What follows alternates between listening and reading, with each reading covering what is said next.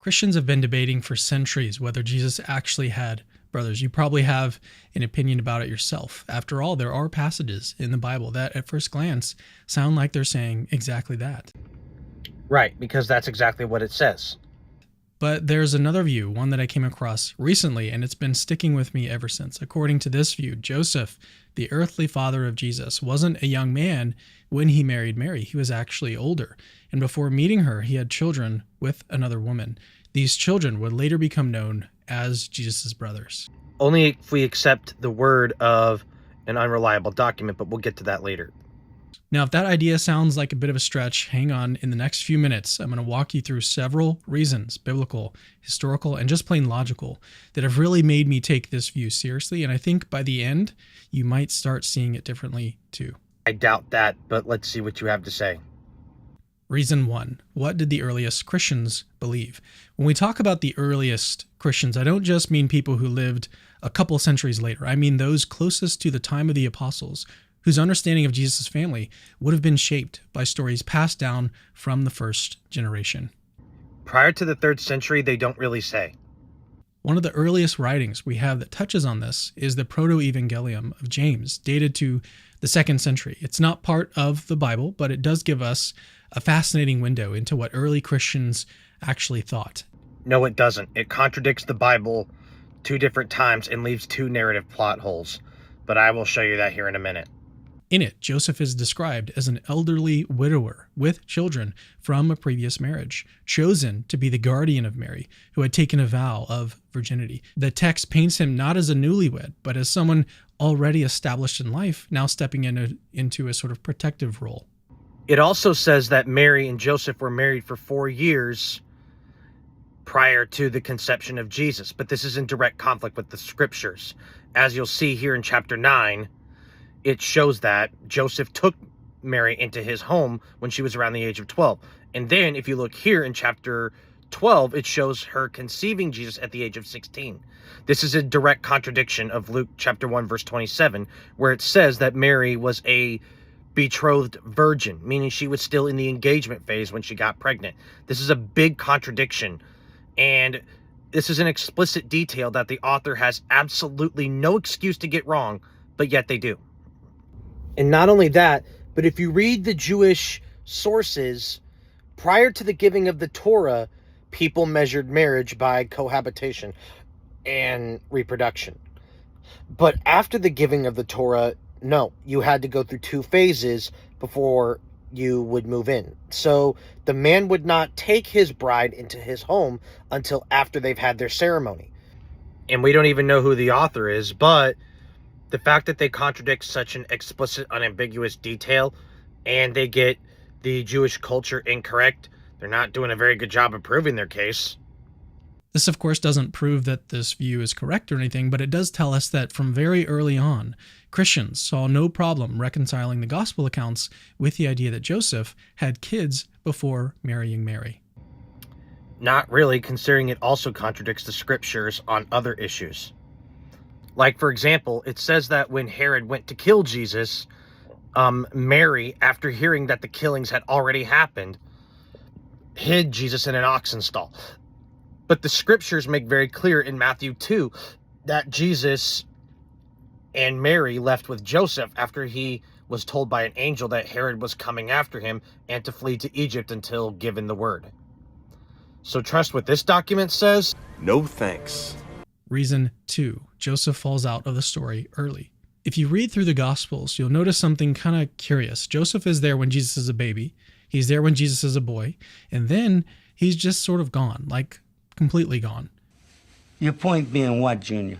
We never hear about him again. By the time of the crucifixion, Joseph is conspicuously absent. Luke 2 even gives us an early hint that this would happen. When Joseph and Mary bring the infant Jesus to the temple, Simeon blesses both of them, but then turns specifically to Mary and says, "A sword will pierce your own soul also." It's actually a striking detail. Why speak only to Mary about the deep grief that was to come? The simplest explanation is that Joseph wouldn't be there when it happened. That absence alone might not prove anything, but it's worth asking. If Joseph were alive when Jesus was crucified, wouldn't he actually be there? Not only for his son, but also for Mary, who at that moment was facing unthinkable grief. His disappearance from the narrative strongly suggests he had died years earlier. What's your point? The point is, If Joseph was already older when he married Mary, this would make perfect sense. In that time and culture, people didn't wait until their late years to marry for the first time. If he was older, it's reasonable to think he may have been married before and perhaps even had children from that marriage, children who would later be called Jesus' brothers. And that's supposed to help me how?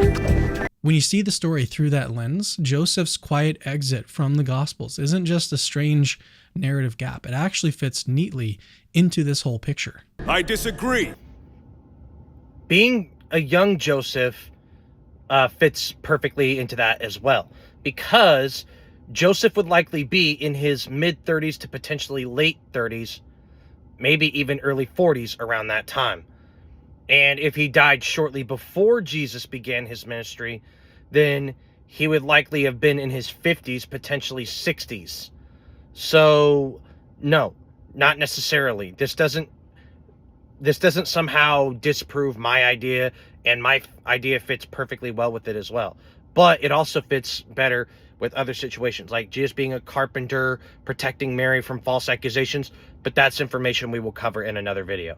For now, your argument is very weak, Cameron. I'm very sorry to say it that way, but you have a very weak case at best.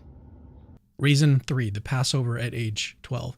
There's another moment in Luke 2 that stands out once you start looking really closely at it. In this chapter, we get the only snapshot of Jesus' life between infancy and adulthood, the trip to Jerusalem for Passover when he was 12 years old. Luke tells us that his parents went to Jerusalem every year at the feast of the Passover, and when he was 12 years old, they went up according to custom. After the festival, Joseph and Mary began the journey back home without realizing Jesus wasn't with them. They eventually found him back in the temple talking with the teachers. If you're a Christian, you probably heard this story 1,000 times, but here's the interesting part. Okay, the text explicitly mentions only Joseph, Mary, and Jesus. No brothers, no sisters, no hint of a bigger family traveling together. Right?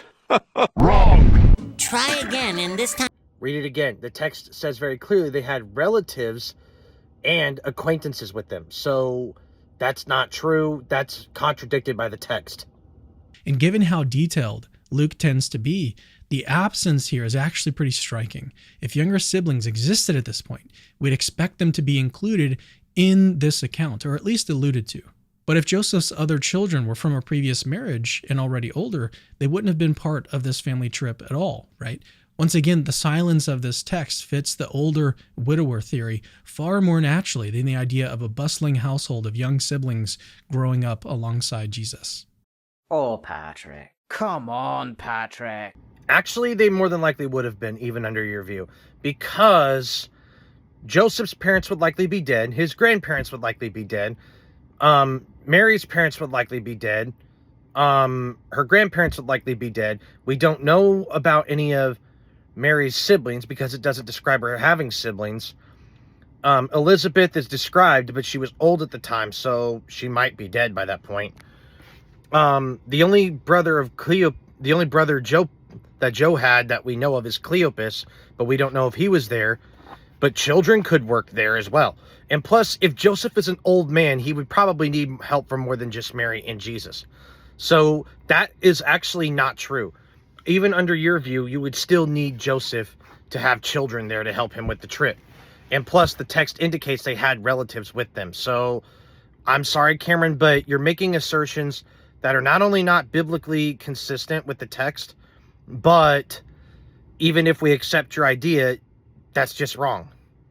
Reason 4, Jesus' brothers doubted him. Oh, no. One of the more curious details in the Gospels is that Jesus' own brothers didn't believe in him, at least not at first, right? Yes. John 7:5 says it plainly, for even his brothers did not believe in him. The ironic thing about your interpretation of that text is it's not supposed to make sense. The fact that it uses the word even his brothers did not believe him, that shows that there's an expectation that they would believe him. But, as you would point out, they didn't live with him if they were his older step siblings, so where's the surprise? Now think about how odd that is if these were younger brothers who grew up in the same household. If Mary was their mother, they would have been raised on the stories of Jesus' miraculous birth. They would have seen his character up close every single day, maybe even witnessed some of his early signs. You'd expect at least a cautious openness, if not outright belief. Okay, look, I can't take it anymore. I can't take it anymore. So I'm going to end the video with this. Cameron, I really don't think you've made a very convincing case that Joseph was old and that the step-sibling theory is plausible. You haven't made a very good case from scripture. You haven't made a good case from the history. And honestly, I've seen better work from you, man. So keep researching.